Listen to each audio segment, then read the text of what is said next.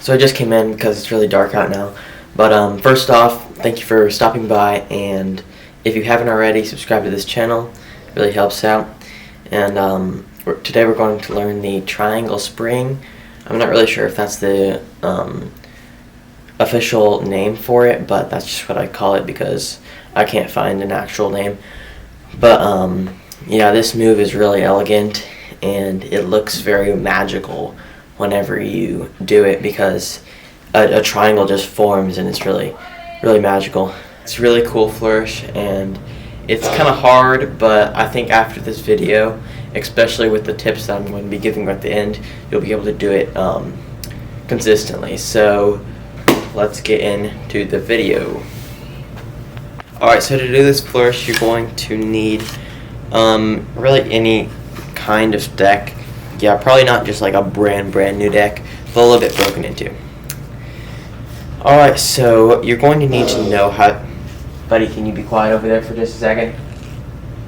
Okay, so you're going to need to know how to do a spring. If you don't know how to do a spring, I'll leave a tutorial up there. And I'm going to be teaching you the way I do a spring, which I will also leave a link to the tutorial that I made. It's kind of a cringy video since it's one of my older ones, but I hope you understand it. Anyway, let's start. Alright, so to start the move, you're going to hold the cards in your non-dominant hand. Oh yes, and I'm going to do an over-the-shoulder view after I do this short overview. But anyway, you're going to start with the deck in your left hand in a springing position. In this case, it would be this, for me anyway. For you, it might be like this, but I'm going to be teaching you like this because I'm used to this. Anyway, start like this, and your left hand, your dominant hand is going to be holding this. Your left hand is going to be ready to catch the cards, and it's going to be in sort of like a elevated dealer's grip position already. So you don't have to, whenever you get the cards, you don't have to switch into that grip, if you know what I mean. So you're going to start in a already kind of elevated dealer's grip, and as the cards come down from your springing hand, you're going to let them fall into your hand, but once it gets time, you're going to move your thumb so it starts to kind of make a frame for the cards to fall into. You'll see what I mean. So as you start springing, you're going to let a few cards fall, right? And then your thumb kind of moves over so that whenever you spring, it's going to catch some of the cards like this. And you've probably already guessed, once you're here, you're in kind of a Charlier position, right? And you're going to use your index finger to push the bottom packet up, just like you would in a Charlier cut. And this movement is actually going to have to be pretty fast in order for it to work, alright? So you're going to be here, you're collecting cards, and then you're going to push this up, and as soon as you do, you're going to let this pack drop, alright?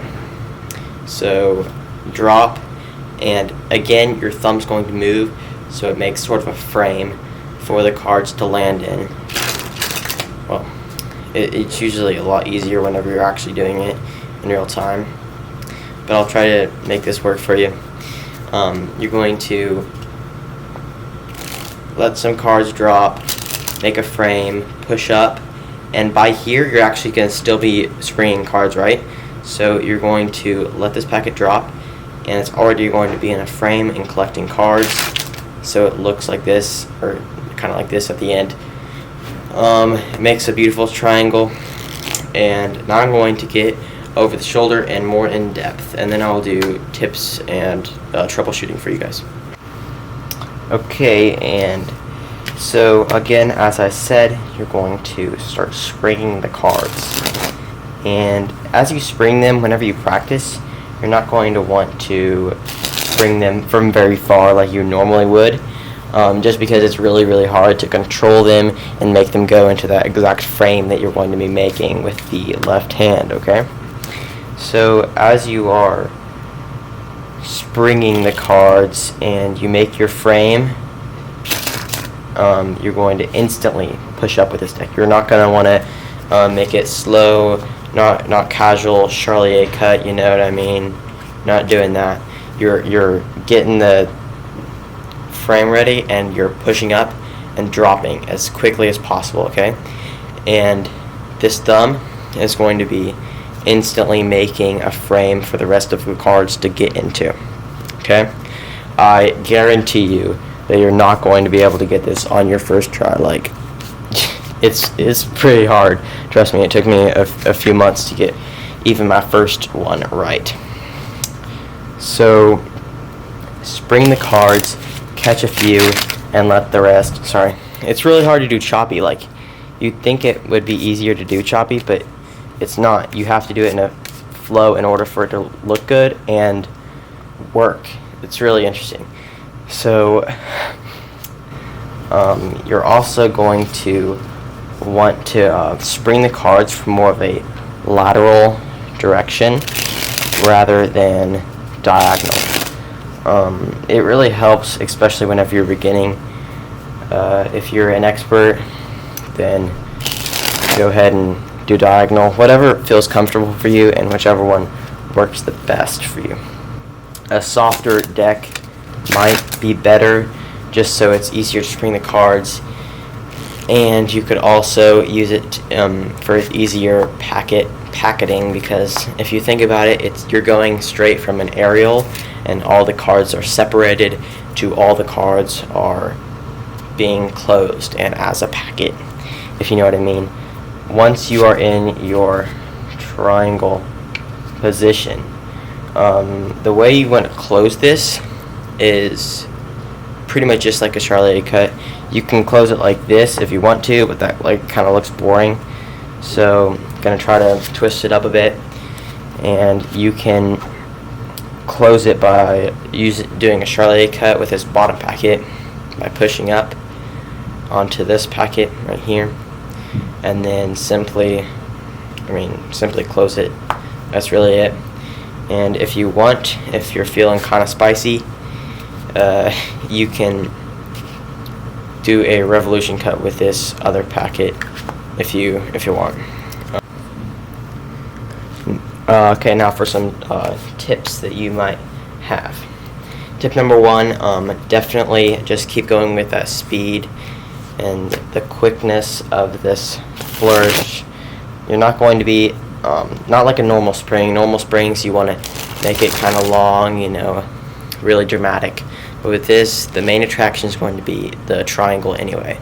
So you want to make it quick. See, if I do it slow like that, it's not going to work. But if I do it quickly, it works. See?